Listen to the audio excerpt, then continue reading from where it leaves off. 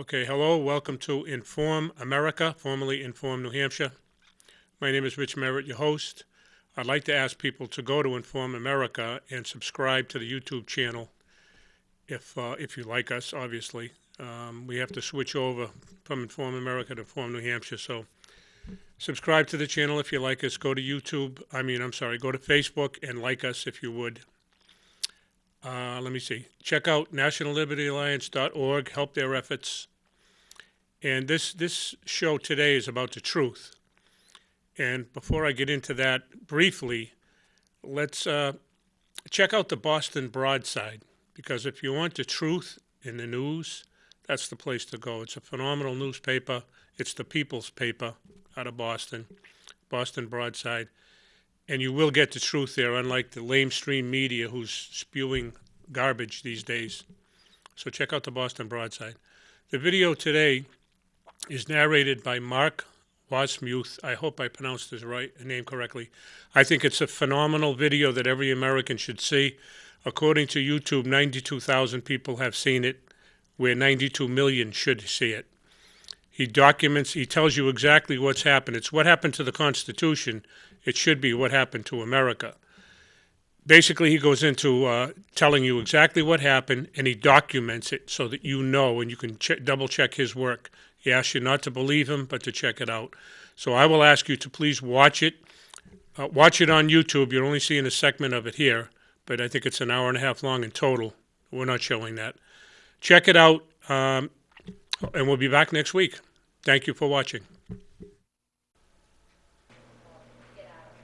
I'm not a professional speaker or presenter. I'm just someone trying to deliver you information. What you do with this information is up to you. I'm also not advocating any kind of violence. Every problem in the world can be solved by who you see when you look into the mirror. And this is not to be construed to be as legal advice of any kind. I put this presentation together so I could show the people of this great country a true and accurate view of history about what happened to our country. The facts I'm going to show you are not Republican or Democratic in nature. They are documents from the Library of Congress, state archives, Supreme Court, Senate, and congressional records and reports. Anyone can go get a certified copy of any of these documents for your own research. What I'm going to show you is a small but important part of what has delivered this country into its current condition. I kindly ask you, do not believe what I'm going to show you. Please do your own research and the truth will be yours. One of the reasons we are in the shape we are in as a country is because we let others tell us what the facts are. The story I'm going to tell you is about a corporate takeover that history forgot to tell you about. J. Edgar Hoover said, "The individual is handicapped by coming face to face with a conspiracy so monstrous that people cannot believe that it even exists." I promise you this conspiracy exists. So some things we're going to talk about today is, why did we fight the Civil War? What was the purpose? Was it to free or create slaves? And how does it affect our personal and property rights today? Facts about the South seceding from the Union. Slavery was not an issue, it was states' rights. Lincoln even told President Davis that slavery would be intact if they came back into the Union. Davis' response was, no, because slavery is not the struggle we fight in this war. 4 states that fought with the North were slave states throughout the war. President Buchanan did not wage war on the seceded states. All these states succeeded while he was in office. On February 28, 1861, North Carolina legislators voted on whether they wanted a convention to consider secession. The call for a convention was defeated by 651 votes. North Carolina would not even consider secession. On March 30, 1861, in an address to the people of Texas, put forth by representatives of Texas, given warning that under the pretense of freeing slaves, the actual intention of the incoming Lincoln administration was to enslave a whole nation. An ominous warning of what was to come. So why did North Carolina secede from the Union? On April 15, 1861, the Secretary of War notified Governor Ellis of North Carolina that the federal government expected North Carolina to furnish 2 regiments of troops to make war on the seceded states.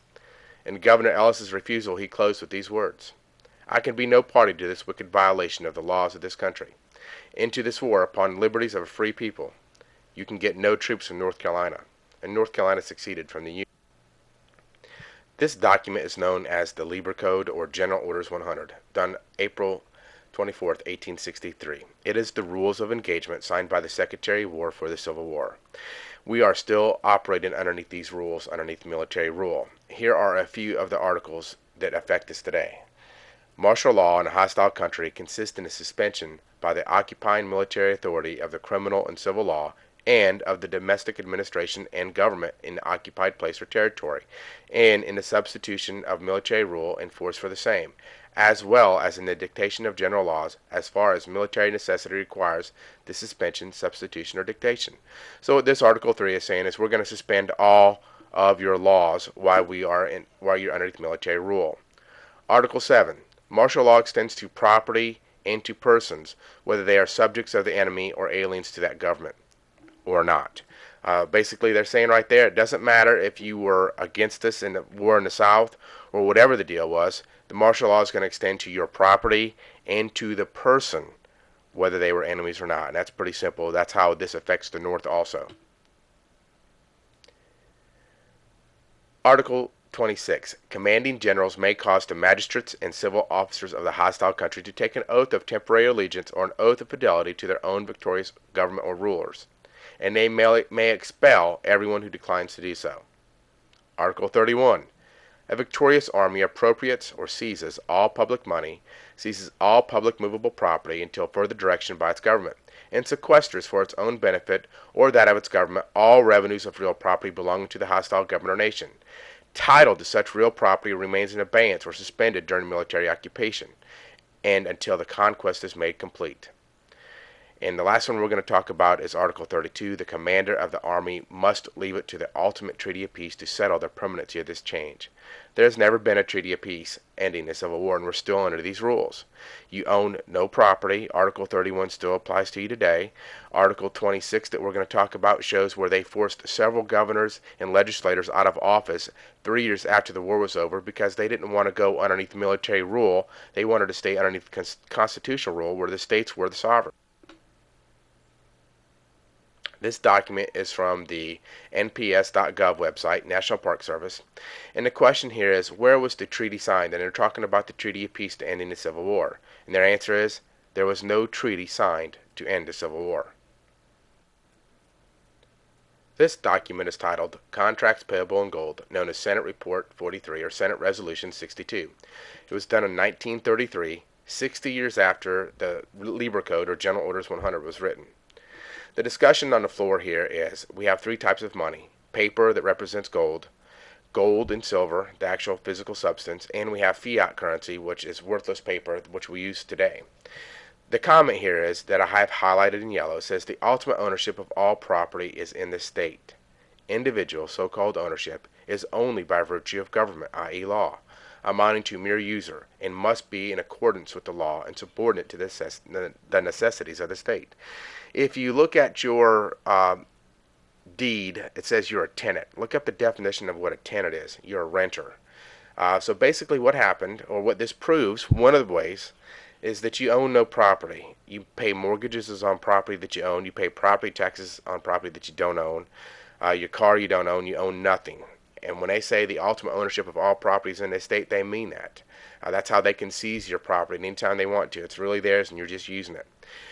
Fourth Amendment of the Constitution, ratified in 1791, says the right of the people to be secure in their persons, houses, papers, and effects against unreasonable searches and seizures shall not be violated. Clearly, they took everybody's property in 1863, and this includes the North, the population of the North, and they did not notify anybody that this happened.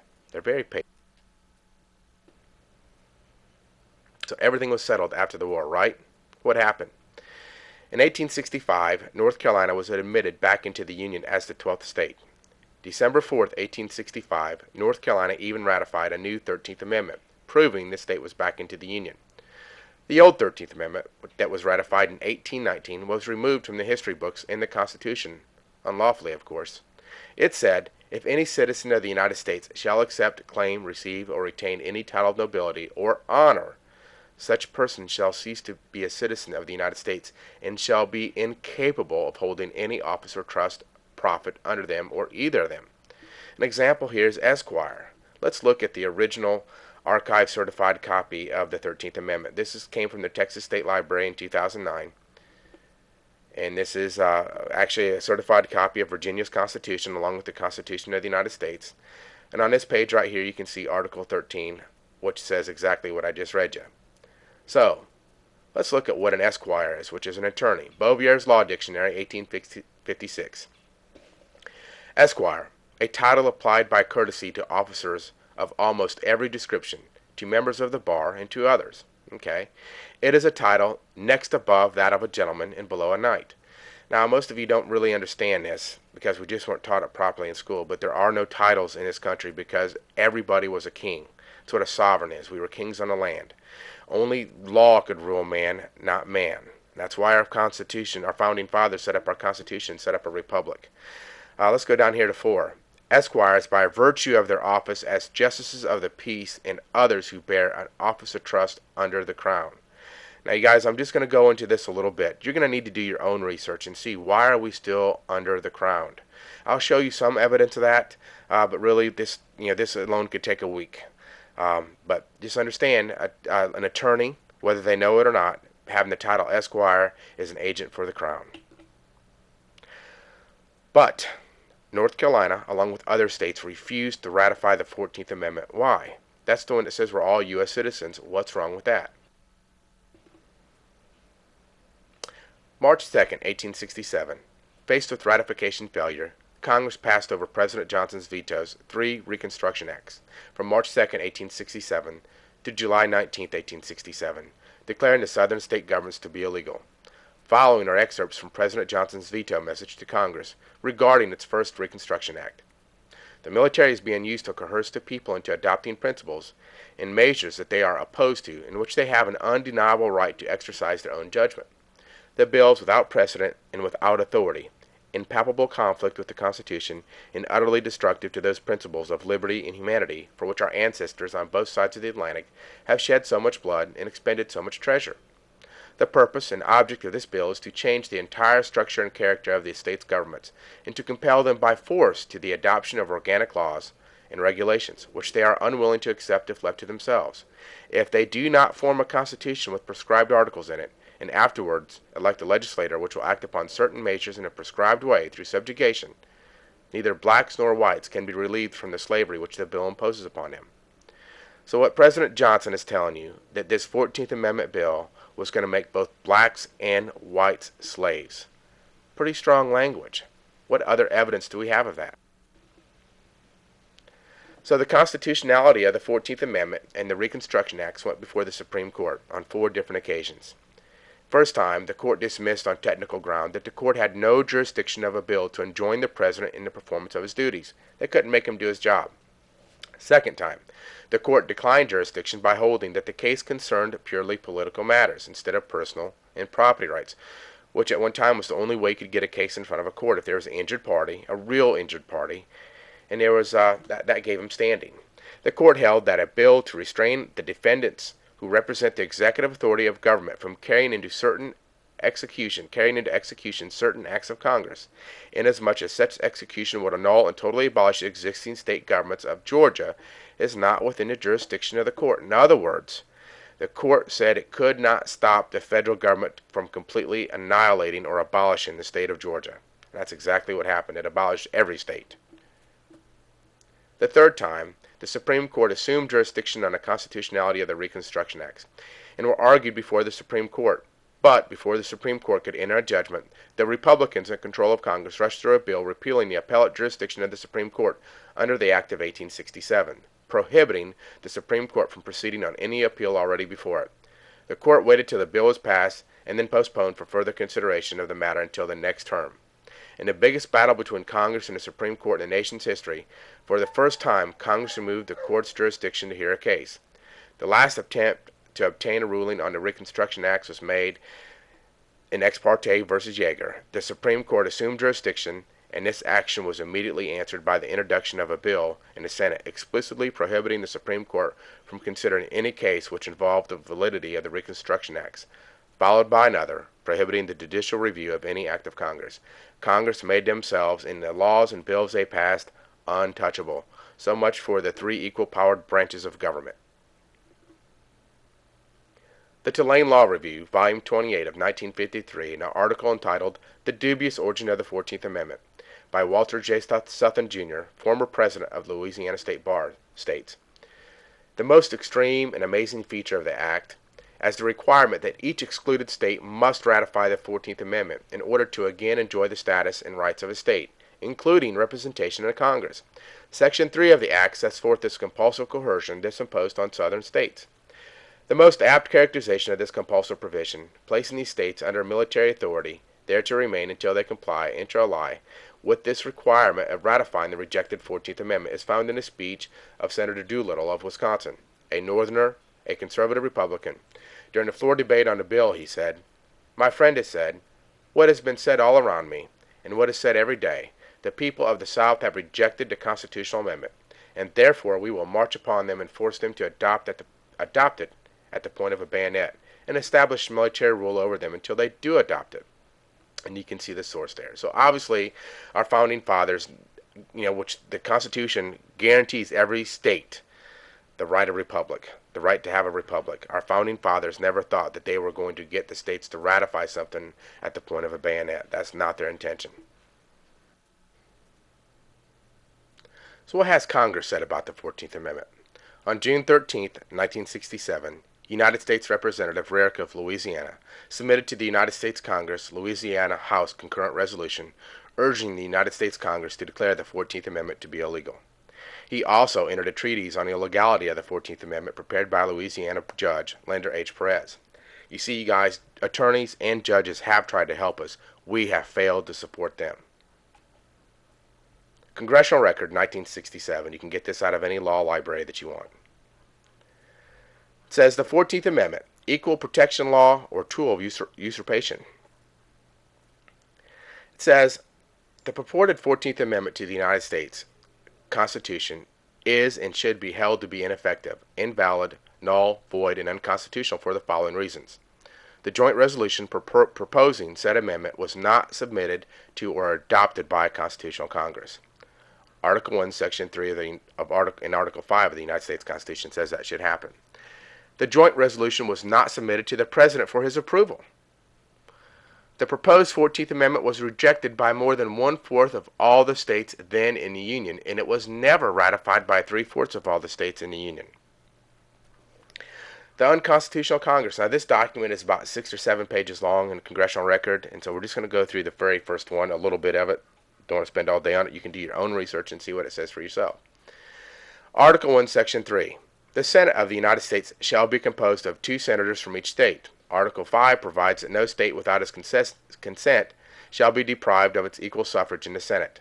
The fact that 23 senators had been unlawfully excluded from the U.S. Senate in order to secure two-thirds vote for adopting of the joint resolution proposing the 14th Amendment is shown by resolutions of protest adopted by the following state legislators. The New Jersey legislature, by resolution of March 27, 1868, protests as follows. The said proposed amendment not having yet received the assent of three-fourths of the states, which is necessary to make it valid, the natural and constitutional right of this state is to withdraw its assent is undeniable. That it being necessary by the Constitution that every amendment to the same should be proposed by two-thirds of both houses of Congress, the authors of said proposition for the purpose of securing the assent of the requisite majority determined to and did exclude from the said two houses 80 representatives from 11 states of the Union, upon the pretense that they were no such states in the Union. Now, you guys got to remember, this is 1867, or the 14th Amendment was done in 1867. The states came back into the Union in 1865. The war was over. North Carolina was back into the Union by December 1865. So they were into the Union. They voted and ratified the 13th Amendment. But now all of a sudden they're no longer in the Union because they weren't going and playing the same game that White House or Washington wanted them to play. So how did the Reconstruction Act affect North Carolina? It actually affected every state in the Union at the time, and it affected 7 other states about the exact same way that it affected North Carolina as far as the governors being forcibly removed. So let's look into it a little bit. From 1865 until his removal in 1868, Governor Jonathan Worth fought against programs of Reconstruction emerging from Washington, D.C. He loathed the 14th Amendment and the Reconstruction passed in early 1867, which provided for military rule, a new state constitution, and elections to replace the existing government. On June 30th, 1868, General Canby of the United States Army issued General Orders 120, which states in part, to facilitate the organization of a new state government, the following appointments were made. To be Governor of North Carolina, W. W. Holden, Governor-elect.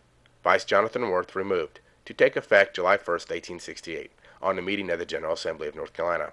Now remember in the Lieber Code where it says that if you don't want to take an oath to our new government, we can take you out of office, and that's exactly what they've done.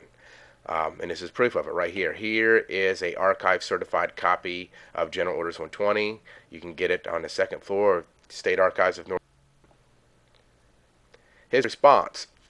In a letter dated July 1st, 1868, Governor Jonathan Worth surrendered the government of North Carolina to W. W. Holden under what he deemed military duress during a time of supposed peace.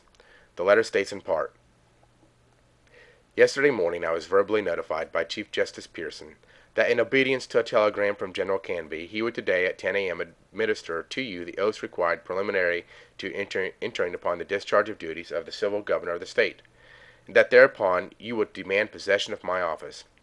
I intimated to the judge my opinion that such proceeding was premature even under the Reconstruction legislation of Congress, and that I should probably decline to surrender the office to you. I do not recognize the validity of the late election under which you and those cooperating with you claim to be invested with the civil government of the state, and you have no evidence of your election, save the certificate of a Major General of the United States Army. I regard all of you as, in effect, appointees of a military power of the United States, and not as deriving your powers from the consent of those you claim to govern. Knowing, however, that you are backed by a military force here, which I could not resist if I would, I do not deem it necessary to offer a futile opposition, but vacate the office without the ceremony of actual eviction, offering no further opposition than this, my protest. I would submit to actual expulsion in order to bring before the Supreme Court of the United States the question as to the constitutionality of the legislation under which you claim to be the rightful governor of the state, if past action of that tribunal furnished any hope of a speedy trial. I surrender the office to you under what I deem military duress, without stopping as the occasion would well justify, to comment upon the singular coincidence that the present state government is surrendered as without legality to him whose own official sanction but 3 years ago declared it valid. Governor Worth took the oath from Governor Holden. Governor Holden took the oath from Governor Worth when he was elected in 1865 to be the governor of North Carolina after the war was over.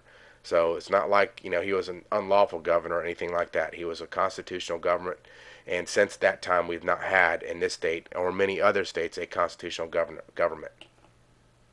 And this is an archive certified copy of his letter. So other laws that affect the rights of the American people. Trading with the Enemy Act of 1917. This act was implemented to deal with countries we were at war with during World War I. It gave the President and the alien property custodian the right to seize the assets of an enemy or ally of an enemy, and if they wanted to do business in this country, they could apply for a license to do so. In its original act, the definition of the word enemy, as used herein, shall be deemed to mean for the purpose of such trading of this act, the government of any nation of which the United States is at war, or any political or municipal subdivision thereof, or any officer, official agent, or agency thereof. Here is the original bill, and you can see the writing there. By 1921, the Federal Reserve Bank, who was the trustee for the alien property custodian, held in trust over $700 million. But March 9th, 1933, the Trading with the Enemy Act was amended at 48 Stat 1 to include the United States person because they wanted to take our gold away. So they had to make everybody in the United States who claims to be a United States citizen an enemy of the United States. Let's look at that law. This is 48 Stat 1. So when you go into a law library, you pick up the 48th Book of Congress and you go to the first page. It says, with the number 1, not Roman numeral, but number 1, and you'll see this. And you can see here where it says, on the October 6, 1917 Act, which was the Trading with the Enemy Act, they're going to amend Section 2, Subdivision B to say basically this. I'm going to highlight it so you can read it a little better. During a time of war or during any other period of national emergency declared by the President, the President may, through any agency that he may designate, or otherwise investigate, regulate, or prohibit, under such rules and regulations as he may prescribe, by means of license or otherwise, by any person within the United States or any place subject to the jurisdiction thereof. Now, let's look at what that did. So the original Trading with the Enemy Act said this. We were the enemy. Section 2B was the government of any nation. But with this amendment done in 1933, March 9th, 1933, remember that date, it basically changed it to this. During any time of war or during any other period of national emergency declared by President, the President may control any person within the United States or any place subject to the jurisdiction thereof. That's pretty profound. We haven't had a constitution for a long time. Let's look and see if there's any evidence. How do we know that these evidence affected people? First, Downs versus Bidwell, 1901. So this is before the Trading with the Enemy Act was ever done, but after the Civil War. The dissenting opinion of Justice Marshall Harlan states, two national governments exist, one to be maintained under the Constitution with all its restrictions, and the other to be maintained by Congress outside and independently of that instrument, which is what we see today. The only people that are subject to the Constitution now are the Congress, senators, and president, if really anybody, but they are a party to it. We're not. Senate Report 93-549 states the United States has been under dictatorial control since March 9th, 1933. Let's look at this Senate report for a minute. This is the first page, done in 1973. You can go get it online. You can get it from a law library, Library of Congress, wherever you want to. Senate does a report on the emergency power statutes every 2 years. The last one was in 2008. And they say all the same thing. They don't have the language in them that this one has in it, but they all say the same thing. So let's look at it. This is the foreword to the Senate report. It says, since March 9th, 1933, the United States has been in a state of declared national emergency. These proclamations give force to 470 provisions of federal law. In other words, because we're in a state of national emergency, the federal law now exists that would not normally exist if we were just citizens of our state and not considered enemies of the United States of America. These hundreds of statutes delegate to the President extraordinary powers ordinarily exercised by Congress, which affect the lives of American citizens in a host of all-encompassing manners. The vast range of powers taken together confer enough authority to rule the country without reference to normal constitutional process. Without reference to any constitutional process. If it's not normal, it's not constitutional process. Under the powers delegated by these statutes, the President may seize property, organize and control the means of production, seize commodities, assign military forces abroad, institute martial law, seize and control all transportation and communications, regulate the operation of private enterprises, restrict travel, and in a plethora of particular ways control the lives of all American citizens. There is no present need for the United States government to continue to function under emergency conditions. That's just in the foreword of the report. Let's look at the first page of the report. Very first page, very first paragraph. A majority of the people of the United States have lived all their lives under emergency rule. For 40 years, freedoms and governmental procedures guaranteed by the Constitution have in varying degrees been abridged by laws brought into force by states of national emergency. The problem of how a constitutional democracy reacts to great crises, however far dates or goes way beyond the Great Depression. As a philosophical issue, its origins reach back to the Greek city-states and Roman republics. And, in the United States, actions taken by the government in times of great crisis have, from at least the Civil War, in important ways shaped the present phenomenon of a permanent state of national emergency. Civil War, they're talking about the Lieber Code, or General Orders 100, that put us underneath military rule and have kept us there. So you look back at what this report is saying. It says it can control and regulate private industry. Before 1933, you did not have to have a license to operate a business, to operate a vehicle, to build a house. You know, if you look up what a license is, it is because you are incapable of doing so. And the original Trading with the Enemy Act, the Trading with the Enemy Act that you're now a part of, in order to continue to do business in this country, they made all the original 1917 countries we were at war with get licenses so that they could monitor those countries and making sure they weren't sending profits back from the businesses that they were doing here in North America or in the United States. They weren't sending those profits back to Germany so they could use that money to wage war against the United States. Well, now, because we've been added to the Trading with the Enemy Act, now they can keep a complete eye and control us in every way, just as this Senate report says. So when you think your politician or your judge or anybody is innocent, that they don't know what's going on, like I said, they do these reports every 2 years, and ignorance of the law is no excuse. They certainly